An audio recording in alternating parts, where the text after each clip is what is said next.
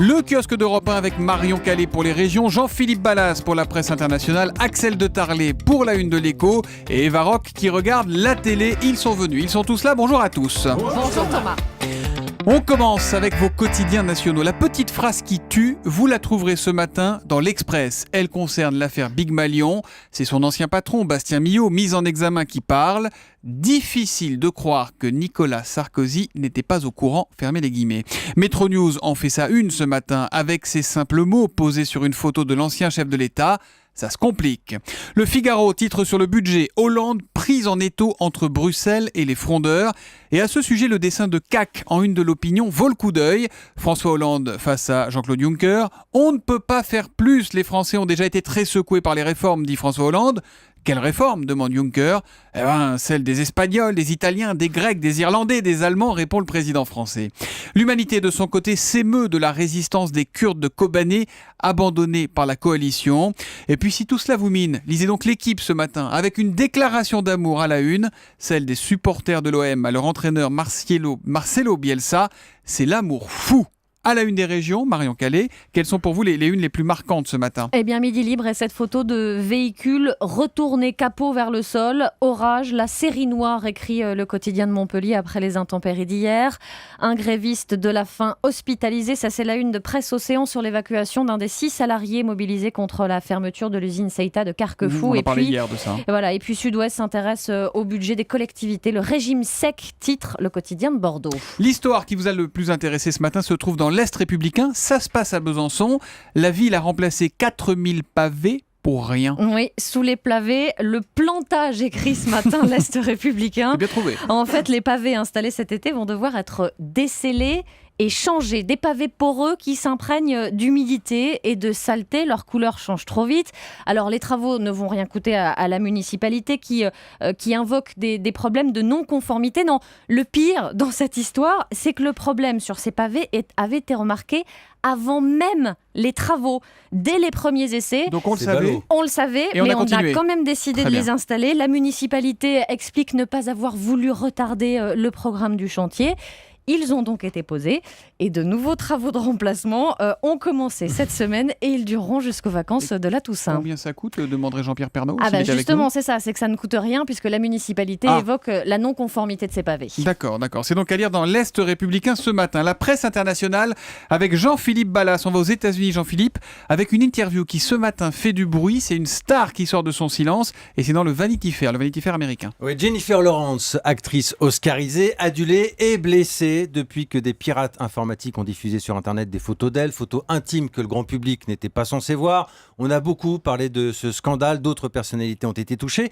D'ailleurs, pour Jennifer Lawrence, c'est beaucoup plus qu'un scandale. C'est un crime sexuel, une violation, dit-elle. C'est mon corps et je n'ai rien demandé. Interview, pas seulement People, donc dans Vanity Fair. Elle raconte, cette jeune femme de 24 ans, elle raconte sa peur, son dégoût quand les photos sont sorties. Elle dit qu'elle a voulu d'abord publier un communiqué d'excuses pour son public, mais que finalement, elle n'avait pas à s'excuser. Et, puisqu'il le faut, Jennifer Lawrence explique aussi pourquoi elle avait fait ces photos. Elle était amoureuse d'un garçon.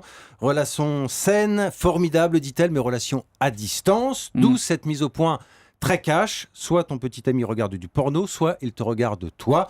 Voilà, c'était un grand débat cette nuit dans la rédaction. Donc c'est pour ça qu'elle avait fait ces photos, c'est pour ça qu'elle le dit aujourd'hui. C'est dans son ordinateur ces photos Voilà. Et qui a réussi à les récupérer et comment ? Pour faire simple, on dira que ces photos étaient dans une espèce de coffre-fort virtuel et que des pirates informatiques c'est le cloud, c'est ce qu'on appelle. Sont allés piocher ça dans pose beaucoup de questions sur la Si moi j'ai sécurité. des photos sur mon ordinateur, on peut venir sans le savoir, elles sont dans le cloud et on peut venir les pirater et les mettre en ligne à la une d'Europe1.fr. Et c'est pour ça que c'est intéressant. Jennifer Lawrence demande d'abord d'ailleurs qu'on change la loi et que les sanctions soient plus dures.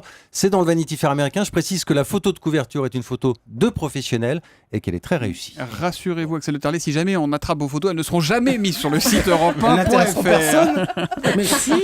La presse éco, il vous les envoie déjà, vous Julie. Axel de Tarlet, on va parler de la franchise. Mais qu'est-ce qu'être franchisé ? C'est cette semaine la semaine des franchises, de la franchise. Dont Europe1 est partenaire. Voilà, on va faire un peu d'autopromo puisqu'il y a des salles, des forums pour la franchise un peu partout en France.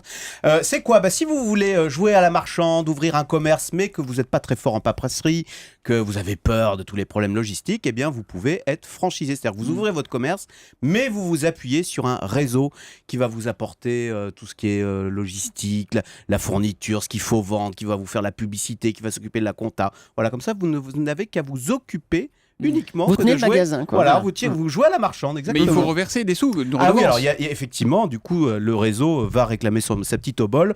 En général, ça va de 1 à 15% des ventes qui vont dans la poche du franchisé. Voilà. C'est quoi les plus grosses franchises? Alors, évidemment, on pense tout de suite, il y a la coiffure, il y a, je sais pas moi, l'hôtellerie, etc. Alors, il y a les plus grosses franchises, c'est très surprenant. La première, c'est je suis sûr que moi j'ai été très surpris, c'est Vival, l'épicerie. Voilà. Ah ouais. Oui, c'est voilà. une épicerie. Et le numéro 2, Casino le numéro 2, ça on y pense immédiatement, c'est McDo. Ah bah McDonald's, oui. voilà, il y a plus de 1000 McDo en France.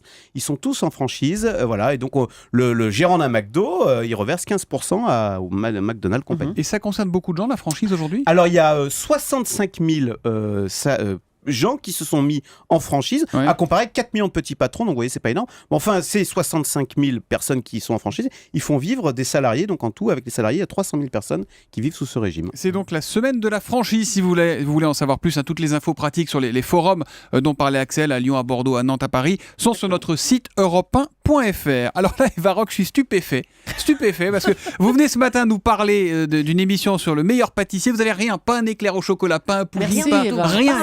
C'est pour votre santé. Je sais pas si on va vous écouter. Moi, je veux bien, mais oui, c'est le concours culinaire télé qui revient pour les amateurs. Donc, 20h50 M6. Voilà, a priori, j'aurais pu vous faire un gâteau, mais j'ai un peu peur de vous empoisonner.